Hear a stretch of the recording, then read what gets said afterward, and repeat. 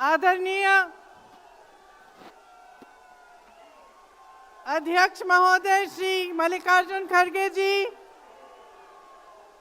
माता जी श्रीमती सोनिया गांधी जी,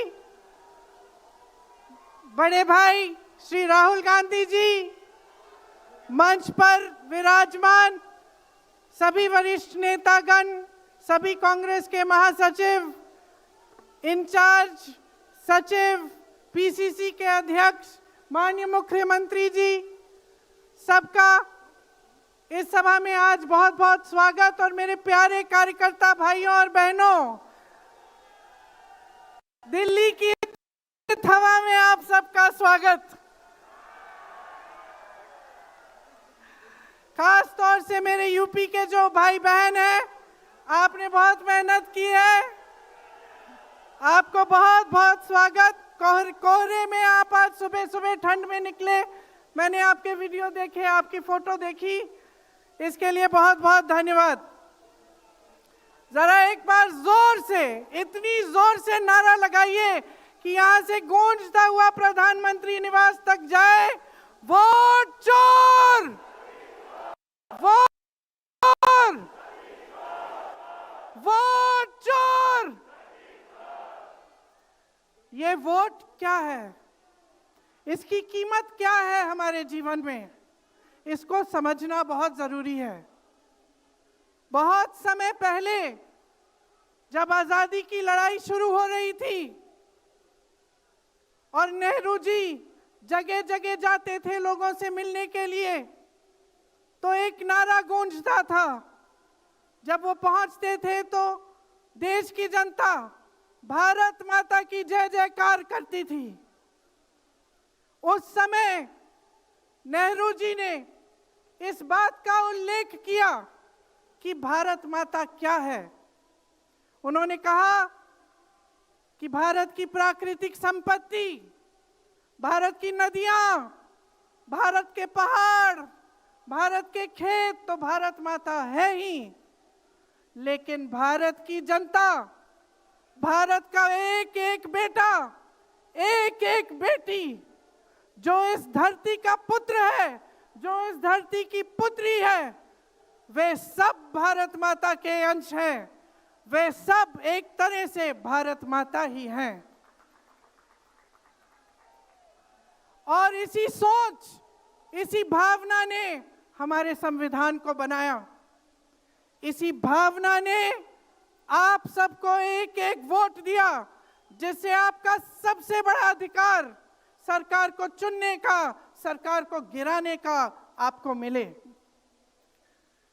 इसी सोच ने, इसी भावना ने इस तरह की संस्थाएं बनाई कि लोकतंत्र को मजबूत रखें। कैसी संस्थाएं थी ये? न्यायपालिका, मीडिया, संसद, ये राजनीतिक दल जिसका हम भाग हैं, विपक्षी दल, सत्ता पक्ष के जो नेता हैं वो, चुनाव आयोग, ये सब जनता के हित की रक्षा के लिए बनाए गए।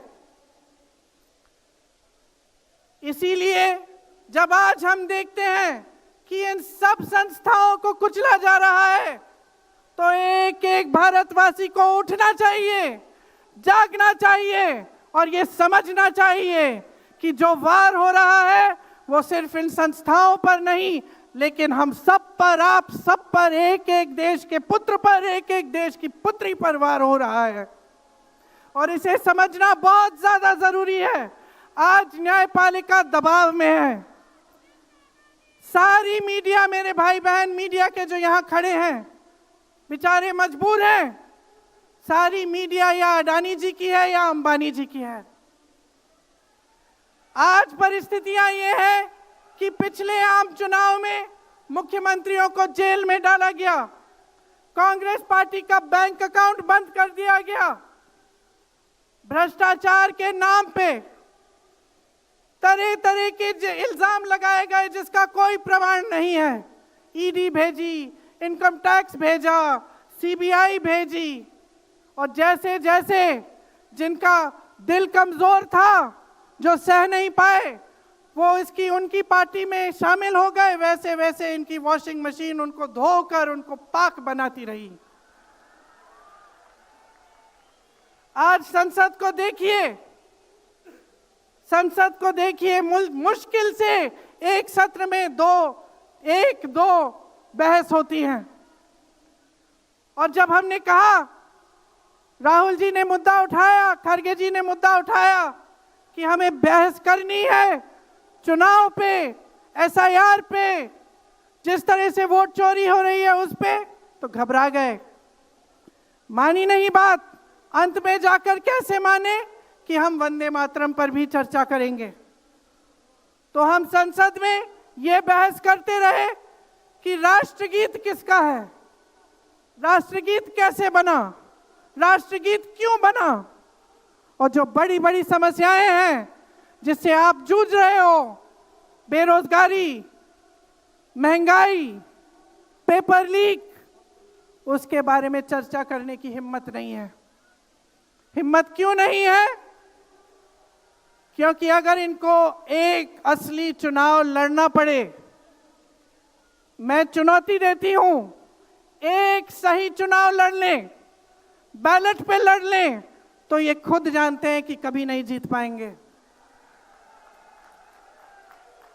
आज आपको मायूस होने की जरूरत नहीं है कि बिहार का चुनाव हार गए, क्योंकि पूरा देश देख रहा है कि ये चोरी से जीतते हैं। राहुल जी ने प्रेस कॉन्फ्रेंस की, पहले हरियाणा की बात बताई, महाराष्ट्र की बात बताई, कर्नाटक की बात बताई, बिहार में एसआईआर करके 65 लाख वोट काट दिए गए। और अगर ये सारे प्रमाण आप अलग कर दें तो एक साफ और साधारण बात सामने आती है। आचार संहिता के समय 10-10 हजार रुपए आप पहुंचा रहे हो, कोई आपको रोक नहीं रहा है। चुनाव आयोग आंख बंद कर रहा है, आंख मूंद रहा है। तो अगर ये चुनाव चोरी नहीं है तो क्या है? इनके पास जवाब ही नहीं है। ये जानते हैं कि आज के दिन जनता इनसे नाराज है। देखिए, हिले हुए लगते हैं। संसद में मैं देखती हूं, आत्मविश्वास घट गया है, आंखों में आंख मिलाकर नहीं देख पाते, सामने से गुजरते हैं तो यूं आंख झुका देते हैं। आत्मविश्वास कम हो गया है, घट गया है, अपने आप में विश्वास घट गया है, क्योंकि जनता का विश्वास भाजपा से, इनकी सरकार से, प्रधानमंत्री मोदी जी से, अमित शाह जी से सबसे हट चुका है।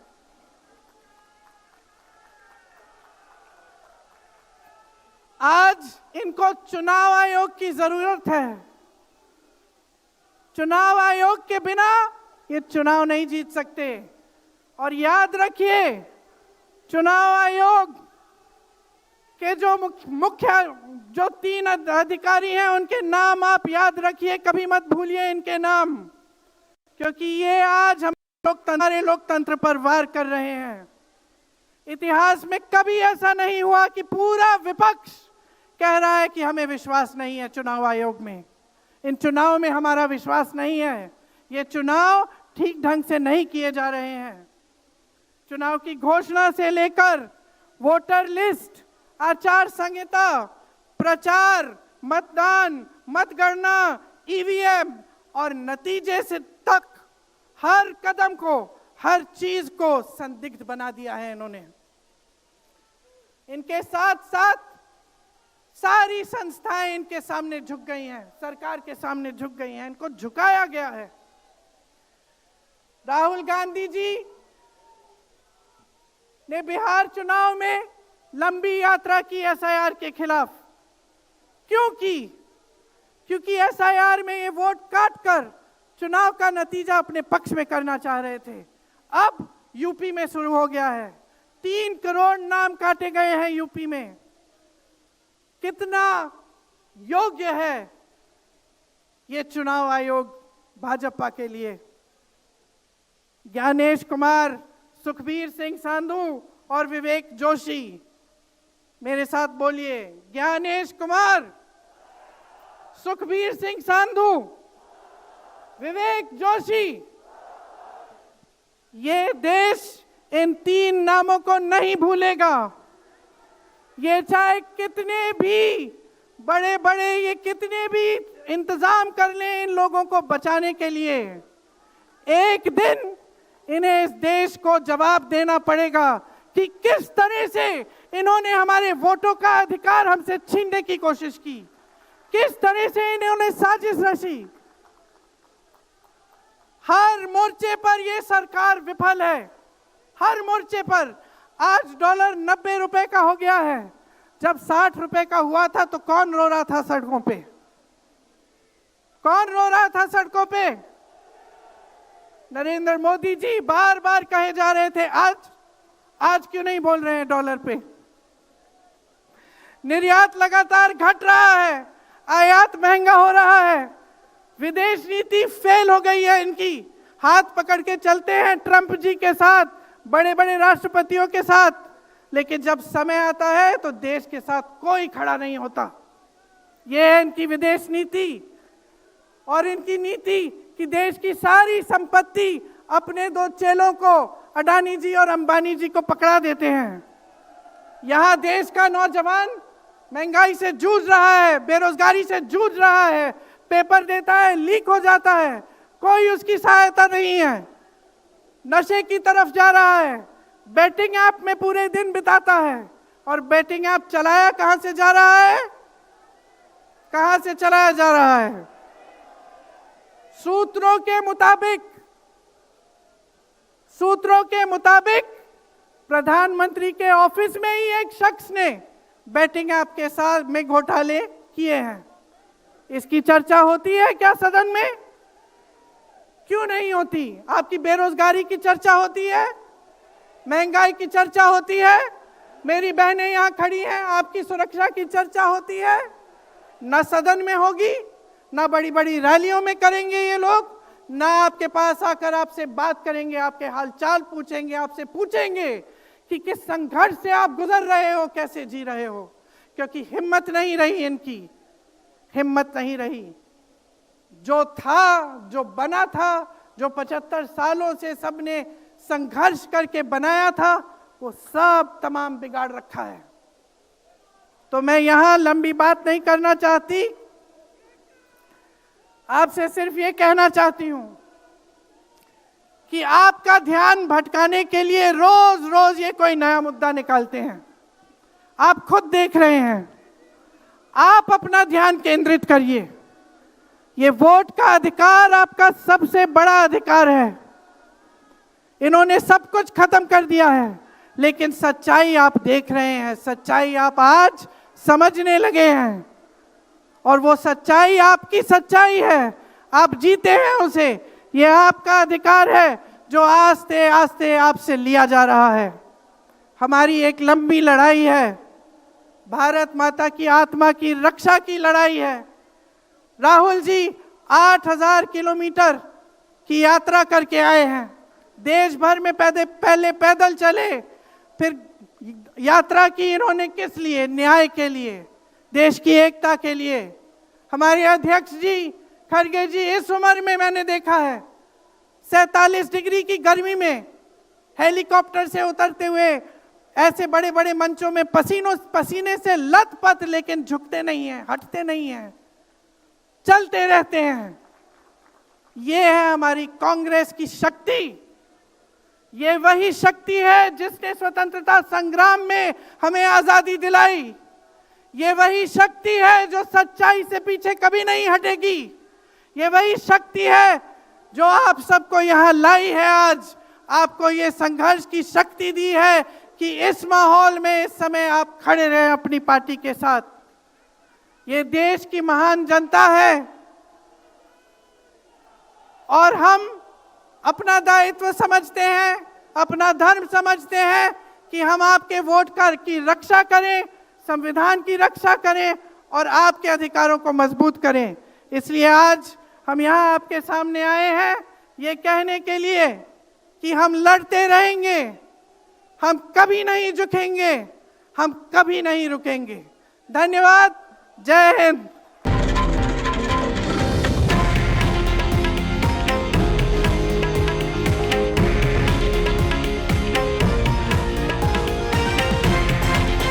हे आहे देशातील नंबर 1 न्यूज नेटवर्क आणि आपण पाहत आहात TV9 मराठी, एकमेव.